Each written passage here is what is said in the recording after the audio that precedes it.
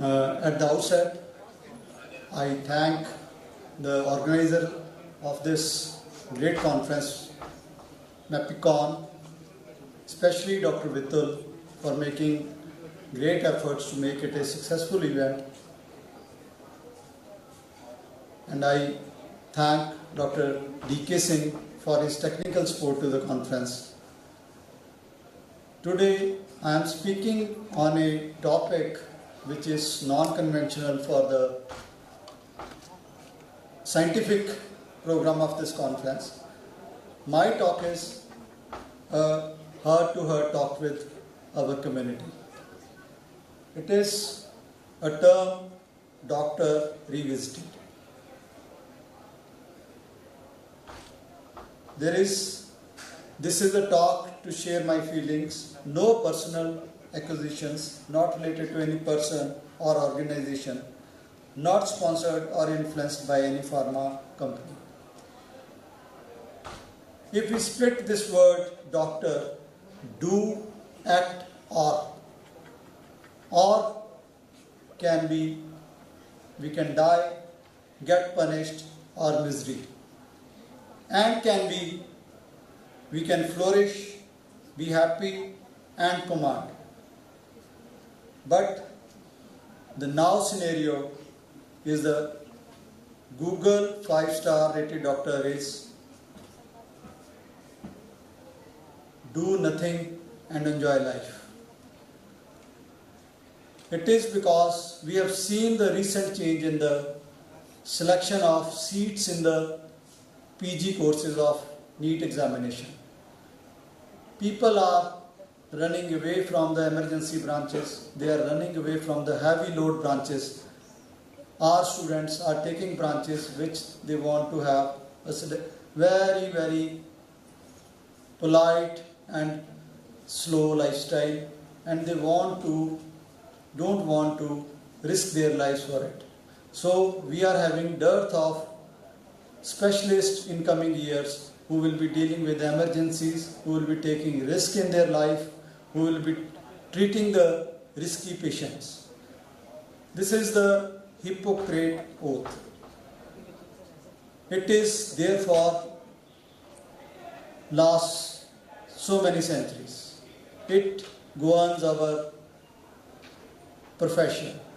But today, the Hippocratic Oath is just an ornament on the walls of the clinic. Its integral part is doctor-doctor relationship and doctor-patient relationship. Both these relationships have gone down due to the vested interests of the community, due to the economic constraints.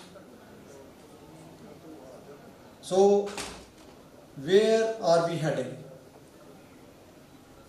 With the advent of science, with the advent of new technologies, new inventions in the medical science, we have increased the life expectancy from 40 years to 70 years in India in last 50 years.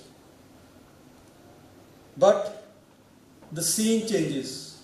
Along with the increase in the life expectancy, the attacks, the violence against physicians has also increased. So we are putting our lives into the danger to protect other lives. Few questions for the audience. Why are we being exploited by others? May it be politicians, engineers, media house, and general public. What is the common agenda? Is this the life we expected when we cleared PMT or NEET? Let's discuss these one by one. First, a little story to share with you. There were 4 bulls in a jungle. They were living happily, they were living together. Even the king of the jungle was scared of their unity and he never used to attack them. So, after many years of toil, lion played a simple plan. he put a fox into those bills. And that fox is priorities. When the priorities entered the ring of bulls, it drove each and other bull into a different direction. So they all are separated, and here the lion strikes. He takes the bull one by one and eats them all. What are these bulls? Let's see a different scene. These bulls are the doctors, and the 4 bulls depict 4 of our streams, which are the main streams. First bull was the doctor in the private practice. He is all the time busy in his practice, treating patients day in, day out, not interacting with the colleagues, not helping others, backbiting others. So he has his own common agenda to pursue his goal in life. Second, the same way the person in the corporate sector. He is running after the goals. He has set limit by the corporate offices to do the things into the numbers, into the money game. Third bull is into the government sector. The doctors who are driven by the national programs, the government duties, doing paperwork, doing lot of clinical work also. And the last is in the medical colleges and the institutes. They are into research, they are doing their own work, they are into paperwork, so they don't have interaction with the persons who are outside their institutes. So with all these bulls, they have their own priorities. We are running into the different directions. So we don't pursue a common agenda. That's why we are falling prey to the public, to the media, to the bureaucrats, to the politicians, and we are taking everything on us. ਇੱਥੇ ਇੱਕ ਗੱਲ ਮੈਂ ਤੁਹਾਨੂੰ ਕਹੂੰਗਾ, ਸਾਡੇ ਬਹੁਤ ਹੀ ਜਿਹੜੇ celebrated ਕਵੀ ਹੈ ਸੁਰਜੀਤ ਪਾਤਰ, ਉਹਨਾਂ ਦੀ ਇੱਕ ਲਾਈਨ ਹੈ, ਲੱਗੀ ਤੇਰੇ ਜੇ ਕਲੇਜੇ ਛੁਰੀ ਨਹੀਂ ਹੈ, ਲੱਗੀ ਤੇਰੇ ਕਲੇਜੇ ਜੇ ਛੁਰੀ ਨਹੀਂ ਹੈ, ਸਮਝੀ ਨਾ ਕਿ ਸ਼ਹਿਰ ਦੀ ਹਾਲਤ ਬੁਰੀ ਨਹੀਂ ਹੈ. So we are sitting all in our glass houses thinking that we are safe. ये शहर, ये ख्वाबों का समुंदर ना बचेगा, जब आग लगेगी तो कोई घर ना बचेगा, मुख्तलफ की सियासत ना हमारी ना तुम्हारी, तफरीक करोगे तो कोई सर ना बचेगा. So this is the truth. We are facing it. We and society. How we are facing the society. Kickbacks and cut system. This is the bane of our practice. This is the thing which is dividing us. And who is taking advantage of it? It is NMC, public blame game, and we are the soft targets. Each and everybody knows it. Why we are into it, this rut? Because we want to grab share of our colleague. We don't want that our colleague should have the same number of patients as we are having. That's why we are promoting this system. It is my humble request to each and everybody of this community to get away from it, to have a better future. Backbiting by fellow doctors. Media houses, advocates exploit us because of this. If you go into background of each and every litigation case or any case where there is a problem with the doctor, somebody from our community is there on the background which is helping the opposing party. We have to desist from this habit to save our community. Doing work out of one's field of scope. Politician and administration both exploit us, because when we go for surgeries or for the procedures which are not our domain, we are likely to commit mistakes. So please don't go beyond your scope of work, don't go beyond scope of your specialty. Not promoting our fellows and medical branch. Who is exploiting us? Everybody is exploiting us for this. Corporate houses exploit us, mixopathy exploits us, and we are going beyond our specialties, beyond our colleagues to other clinics to make them merrier. Employees working outside their workplace, BMS and alternative medicine branches exploit this thing, and they are having the best of both ends. They are having our expertise and making money on our talent. What is government policy today? India versus US. We simply compare with one country, that is US. India is ranked on health index at 112 number, where US is at 34 number. I am comparing only with the country which is at 34th position, not at the top. Life expectancy in US is almost 10 to 12 years better than us. Public health scenario, we spend only $40 annually on a person in India, whereas US it is $8,500 per person annually. Entire GDP of India is 1.6 trillion, while USA spends 2.6 trillion only on healthcare. That is the difference. Where we stand, government is not taking health as a priority. Health spends in percentage of GDP is only 2 to 3%, while in US it is 17%. So 70% of the people in India spend out of their own pockets to have health benefits. But in US, this figure comes to only 10%. And another unseen problem which we will be facing in coming years. Earlier, we were chasing the goal of achieving the WHO target of 1 doctor to 1,000 population. But today, we are better than this ratio. It is the government's data presented in the parliament that now India stands at 1 doctor to 834 population persons in India.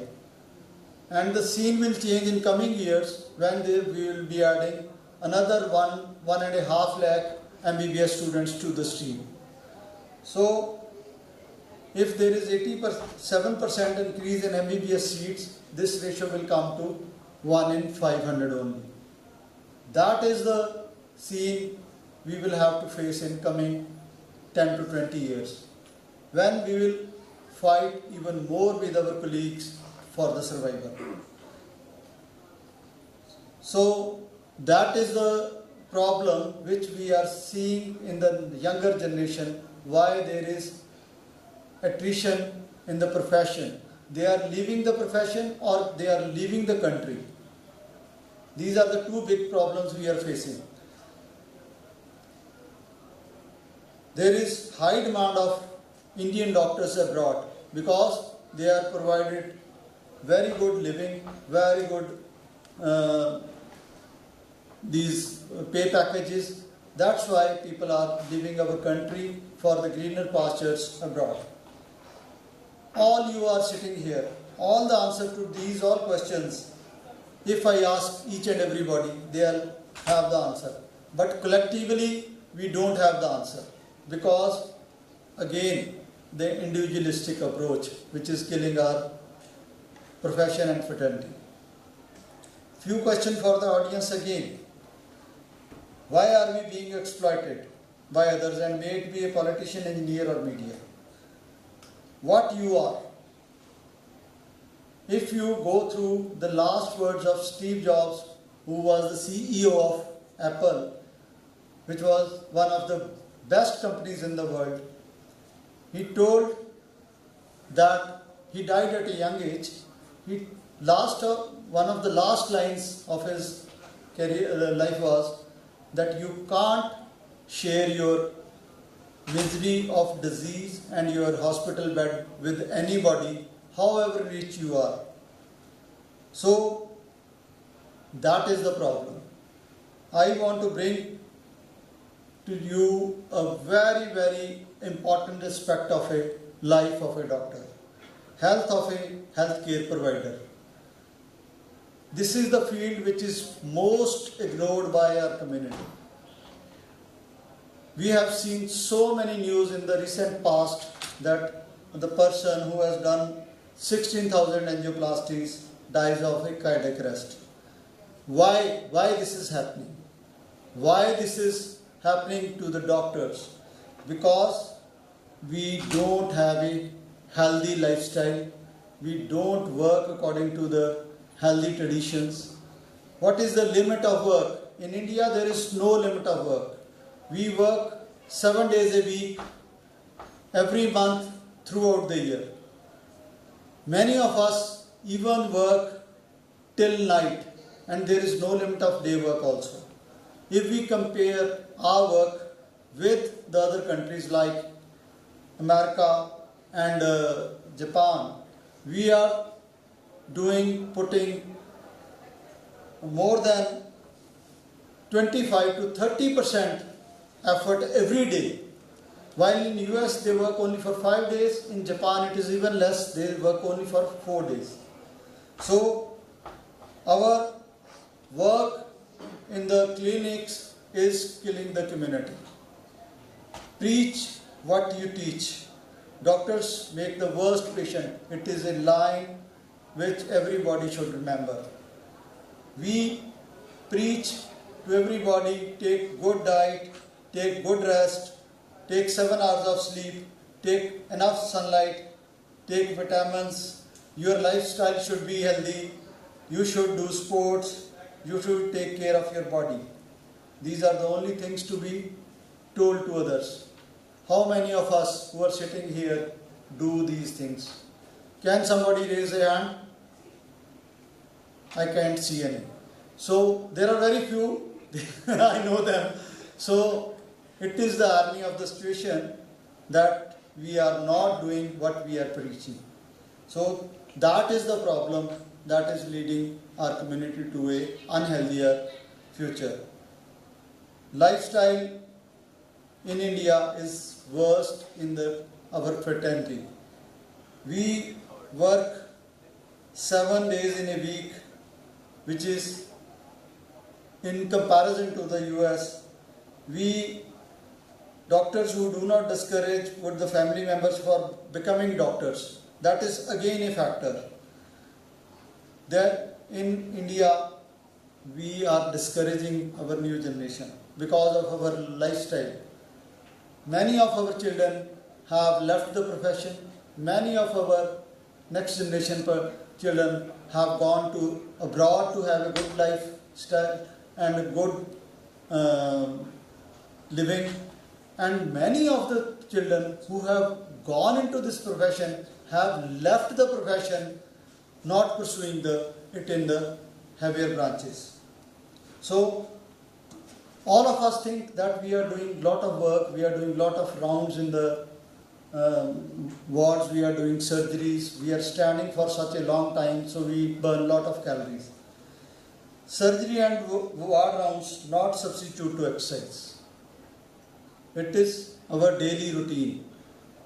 Work exercise is a different ball game.